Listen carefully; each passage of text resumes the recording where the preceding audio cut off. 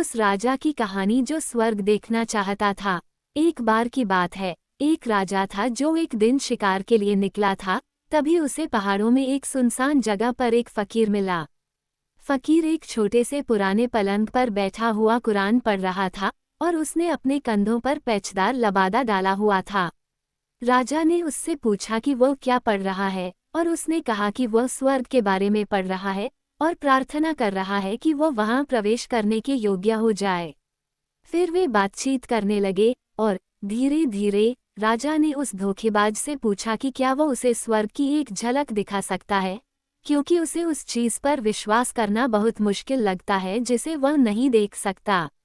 धोखेबाज ने जवाब दिया कि वह एक बहुत ही कठिन और शायद बहुत ही खतरनाक चीज मांग रहा है, लेकिन वह उसके लिए प्रार्थना करेगा और शायद वह ऐसा करने में सक्षम हो। केवल उसने राजा को उसके अविश्वास के खतरों और उस जिज्ञासा के खिलाफ चेतावनी दी जिसने उसे यह चीज मांगने के लिए प्रेरित किया। हालांकि राजा अपने उद्देश्य से विमुख नहीं होना चाहता था और उसने धोखेबाज से वादा किया कि अगर वह बदले में उसके लिए प्रार्थना करेगा तो वह उसे हमेशा भोजन उपलब्ध कराएगा। इस पर धोखेबाज सहमत हो गया और इस तरह वे अलग हो गए। समय बीतता गया और राजा हमेशा बूढ़े फकीर को उसके वादे के अनुसार भोजन भेजता रहा, लेकिन जब भी उसने उससे ये पूछने के लिए भेजा कि वो उसे स्वर्ग कब दिखाएगा, तो फकीर हमेशा जवाब देता था, अभी नहीं, अभी नहीं। 1-2 साल बीतने के बाद एक दिन राजा को पता चला कि वह धोखेबाज बहुत बीमार है, वास्तव में उसे मरने वाला माना जाता था। वह तुरंत वहां से भागा और पाया कि यह सचमुच सच था और वह धोखेबाज अभी भी अपनी अंतिम सांसें ले रहा था। वहीं और तभी राजा ने उससे अपना वादा याद रखने और उसे जन्नत की एक झलक दिखाने की विनती की। मरते हुए धोखेबाज ने जवाब दिया कि अगर राजा उसके अंतिम संस्कार में आए और जब कब्र भर जाए और बाकी सब चले जाएं, तो वह आकर कब्र पर अपना हाथ रखे, वह अपना वचन निभाएगा और उसे जन्नत की एक झलक दिखाएगा। साथ ही उसने राजा से विनती की कि वह ऐसा न करे, बल्कि जब भगवान उसे वहां बुलाएं तो जन्नत देखकर संतुष्ट हो जाए। फिर भी राजा की जिज्ञासा इतनी जागृत थी कि वह आगे नहीं बढ़ा। तदनुसार जब फकीर मर गया और उसे दफना दिया गया, तो वह तब भी वहीं रहा जब बाकी सभी चले गए, और फिर जब वह बिल्कुल अकेला था तो वह आगे बढ़ा और कब्र पर अपना हाथ रख दिया। तुरंत जमीन खुल गई और आश्चर्यचकित राजा ने अंदर झांका और देखा कि खुरदरी सीढ़ियां हैं और उनके नीचे फकीर बैठा है, जैसा कि वह पहले बैठा करता था, अपने जर्जर बिस्तर पर कुरान पढ़ रहा है। पहले तो राजा इतना आश्चर्यचकित और भयभीत हुआ कि वो केवल देखता ही रह गया, लेकिन धोखेबाज ने उसे नीचे आने का इशारा किया, अतः उसने साहस जुटाकर साहपूर्वक कब्र में कदम रखा। नकली आदमी उठा और राजा को इशारा करके अंधेरे रास्ते से कुछ कदम आगे बढ़ा। फिर वह रुका, अपने साथी की ओर गंभीरता से मुड़ा और अपने हाथ की हरकत से एक भारी पर्दा हटा दिया और दिखाया क्या।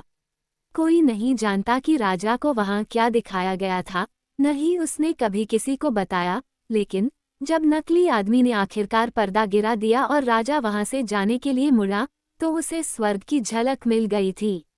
हर अंग में कंपन महसूस करते हुए वो लड़खड़ाते हुए वापस गलियारे में आया और कब्र से बाहर निकलकर फिर से ताज़ी हवा में लड़खड़ाते हुए सीढ़ियां चढ़ी। भोर हो रही थी। राजा को यह अजीब लग रहा था कि वो इतने लंबे समय से कब्र में था। ऐसा लग रहा था कि कुछ ही मिनट पहले वह नीचे उतरा था, कुछ कदम चलकर उस जगह पर गया था जहां उसने पर्दे के पीछे से झांका था, और उस अद्भुत दृश्य को देखने के शायद 5 मिनट बाद फिर से लौटा था। और उसने क्या देखा था? उसने याद करने के लिए अपने दिमाग पर जोर डाला, लेकिन उसे एक भी बात याद नहीं आ रही थी। सब कुछ कितना अजीब लग रहा था। क्यों? उसका अपना शहर, जिसमें अब तक वो प्रवेश कर चुका था, उसे बदला हुआ और अजनबी लग रहा था। जब वो महल के द्वार से अंदर गया और सार्वजनिक दरबार हॉल में दाखिल हुआ, तो सूरज उग चुका था। ये पूरा भरा हुआ था और वहां सिंहासन पर एक और राजा बैठा था। बेचारा राजा पूरी तरह से हैरान होकर बैठ गया और अपने चारों ओर देखने लगा। थोड़ी देर में एक चेम्बरलेन आया और उससे पूछा कि वह राजा की मौजूदगी में बिना बुलाए क्यों बैठा है। लेकिन मैं राजा हूँ, उसने चिल्लाया। कौन राजा? चैम्बरलेन ने पूछा। इस देश का सच्चा राजा, उसने आक्रोश से कहा। फिर वह चैम्बरलेन चला गया और सिंहासन पर बैठे राजा से बात की, और बूढ़े राजा ने पागल, बुढ़ापा, दया जैसे शब्द सुने। फिर सिंहासन पर बैठे राजा ने उसे आगे आने के लिए कहा, और जैसे ही वह आगे बढ़ा, उसने खुद को अंगरक्षक की पॉलिश की हुई स्टील की ढाल में प्रतिबिंबित होते देखा और भयभीत होकर पीछे हट गया। वह बूढ़ा, जीर्ण, गंदा और फटा हुआ था। उसकी लंबी सफ़ेद दाढ़ी और बाल अस्त व्यस्त थे, और उसकी छाती और कंधों पर बिखरे हुए थे। उसके पास राजसीपन का केवल एक चिन्ह बचा था, और वह था उसके दाहिने हाथ की मुहर वाली अंगूठी। उसने कांपती हुई उंगलियों से उसे खींचकर राजा के सामने रख दिया। मुझे बताओ मैं कौन हूँ, वह चिल्लाया। यह मेरा मुहर है, जो एक बार जहाँ आप बैठते हैं, वहाँ बैठा था कल भी। राजा ने उस पर दयापूर्वक दृष्टि डाली और जिज्ञासा से मुहर की जांच की। फिर उसने आदेश दिया और उन्होंने राज्य के धूल भरे अभिलेख और अभिलेख निकाले तथा पिछले शासनकाल के पुराने सिक्के निकाले और उनकी ईमानदारी से तुलना की।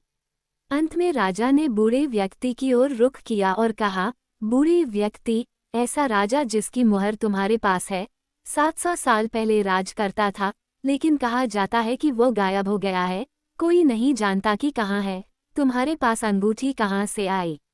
तब बूढ़े व्यक्ति ने अपनी छाती पीट ली और जोर से विलाप करते हुए चिल्लाया, क्योंकि वह समझ गया था कि वह, जो विश्वासियों के स्वर्ग को देखने के लिए धैर्यपूर्वक प्रतीक्षा करने से संतुष्ट नहीं था, पहले ही न्याय किया जा चुका था। और वह मुड़ा और बिना कुछ कहे हॉल से बाहर निकल गया और जंगल में चला गया, जहां उसने 25 साल तक प्रार्थना और ध्यान का जीवन जिया, जब तक कि आखिरकार मृत्यु का दूत उसके पास नहीं आया और दयापूर्वक उसे मुक्त कर दिया, उसकी सजा के माध्यम से शुद्ध और पवित्र कर दिया। मेजर कैंपबेल को सुनाई गई एक पठान कहानी।